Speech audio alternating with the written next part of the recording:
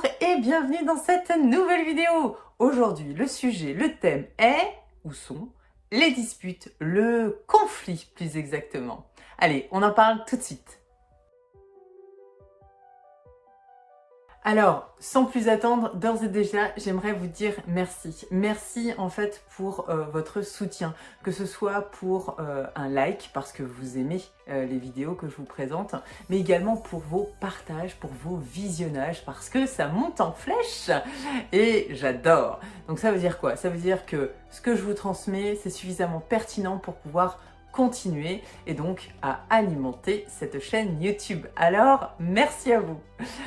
Au-delà de ça, donc, eh bien, aujourd'hui, on va parler d'un sujet qui freine bon nombre de couples que je rencontre et donc peut-être vous faites partie, même si je ne vous ai pas encore rencontré.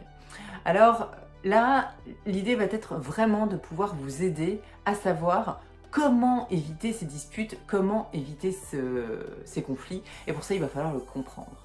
Souvent, j'entends, ou on me dit plutôt, oh, j'en ai marre de ces disputes stériles où on déverse notre colère et où ça ne nous apporte rien. Et j'ai plutôt tendance à vous répondre, savez-vous qu'il existe aussi des disputes, des conflits utiles et intéressants? La dispute, c'est quoi au-delà de ça, d'accord? Parce que oui, ça peut être intéressant, certes. Mais si on décortique déjà les premiers mots. Alors, je vous ai déjà fait une vidéo sur la différence entre les conflits et la dispute. Donc, on va dire les prises de tête, ok? Je ne reviens pas là-dessus. À vous d'aller regarder, je vous invite vraiment à le faire. Là, en fait, ce qu'il faut comprendre, c'est que la dispute, c'est déjà juste le mot, d'accord? Eh bien, on peut dire que c'est un mécanisme de défense. Déjà, d'ores et déjà. Ben oui, parce qu'on se prend des piques, d'accord? Ou on va en donner, on va en envoyer des piques. Donc, c'est l'attaque. On est vraiment là dans quelque chose où on va se défendre, où on va être attaqué, d'accord?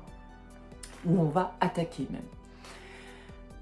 L'idée, c'est de comprendre que dans une dispute, il y a quoi aussi? Ça se mélange à quoi? Eh bien, à une émotion.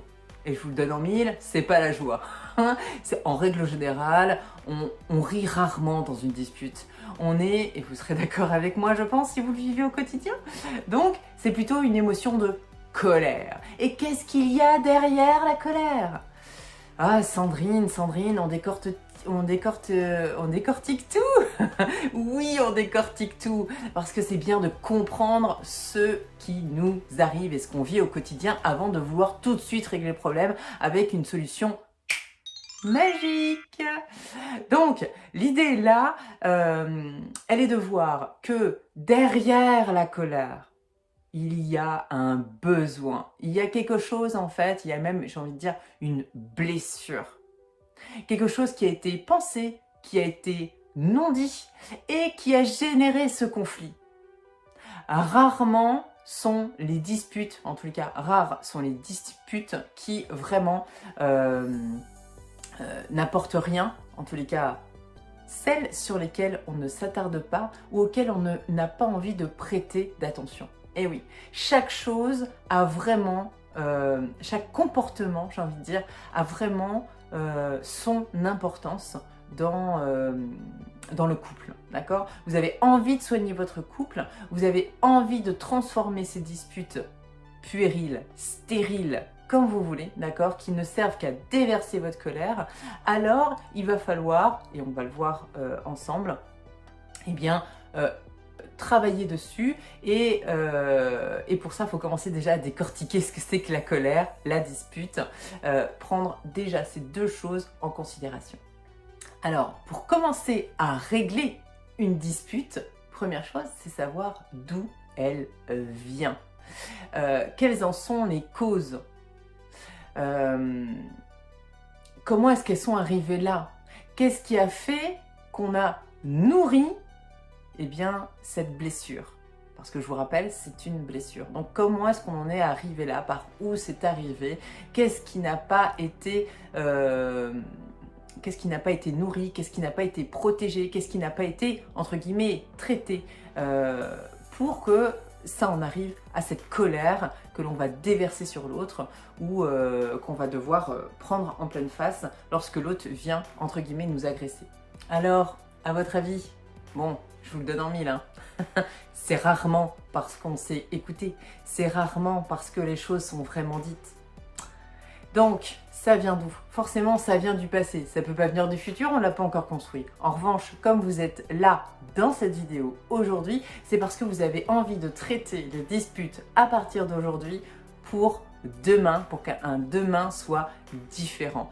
Alors, prenez le temps, non pas de refaire surgir le passé, mais de prendre en considération votre besoin. Et donc, premier point, c'est d'apprendre à prendre du recul sur votre situation. Et ça va être ma première solution. Oui, prendre du recul. Oh, bah elle est rigolote la petite Sandrine.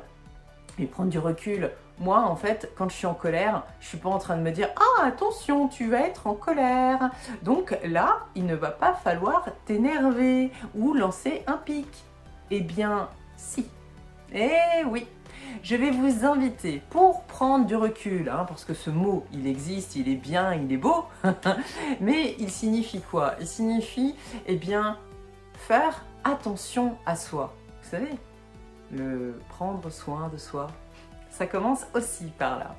C'est-à-dire comprendre par quel mécanisme vous fonctionnez. Qu'est-ce qui fait monter la colère en vous? Comment est-ce qu'elle arrive à vous? Elle arrive par le corps, certes, mais elle arrive peut-être avec une boule à la gorge, peut-être par une tension soudaine. Et ça, forcément, hein, au bout d'un moment, vous êtes obligé d'être tendu.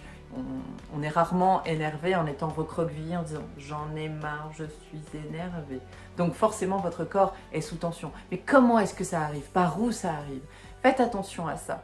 Et essayez, à ce moment-là, avant de déverser votre colère, eh bien, de vous poser la question: qu'est-ce que je vais chercher derrière? Qu'est-ce qui m'a blessé également? Qu'est-ce que je n'ai pas dit ou qu'est-ce que nous n'avons pas pu échanger ensemble?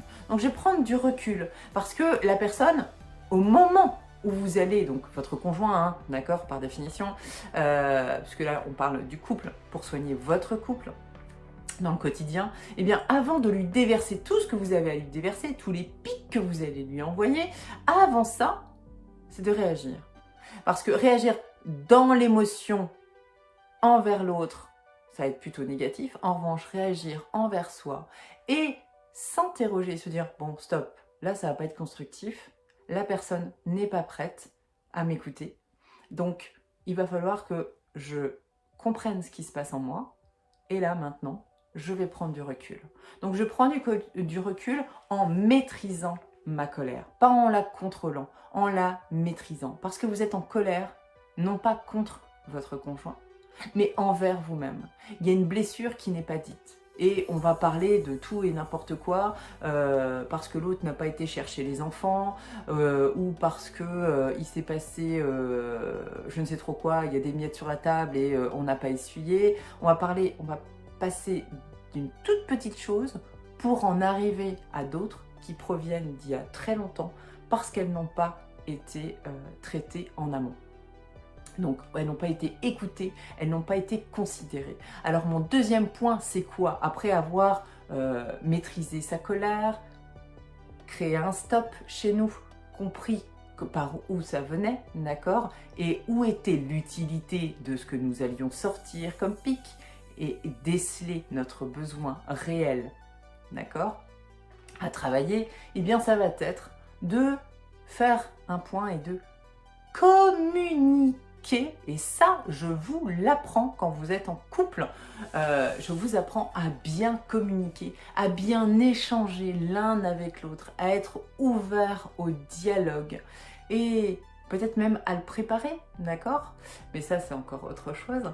Mais vraiment, à communiquer, c'est-à-dire à échanger sur ce point qui vous touche, qui vous blesse. Tant que la blessure est ouverte, elle reviendra du passé, tout le temps, tout le temps, tout le temps. À un moment ou à un autre, ça va exploser. L'idée, c'est pour éviter que les disputes soient quotidiennes, pour éviter que les disputes soient, comment dire, plus régulière, eh bien c'est tout simplement de prendre soin de soi, de voir ce dont nous avons besoin, ce que nous avons besoin d'exprimer, ce qu'on a besoin en fait de lâcher, et qui est important pour notre couple, d'accord?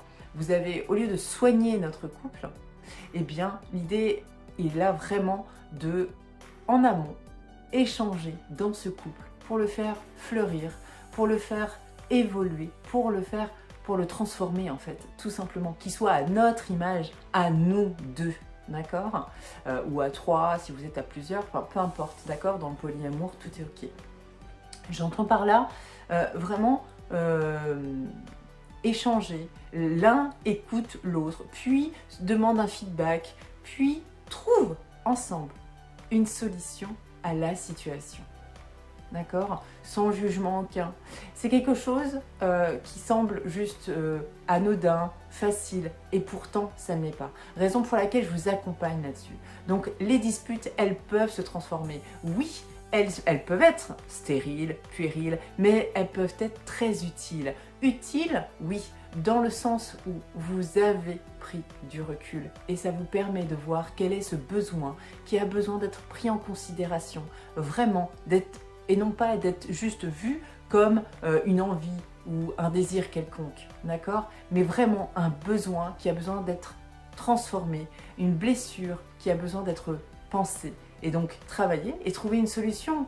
Mais comment? À deux, forcément. C'est encore mieux. Mieux pour vous, mais mieux pour votre couple.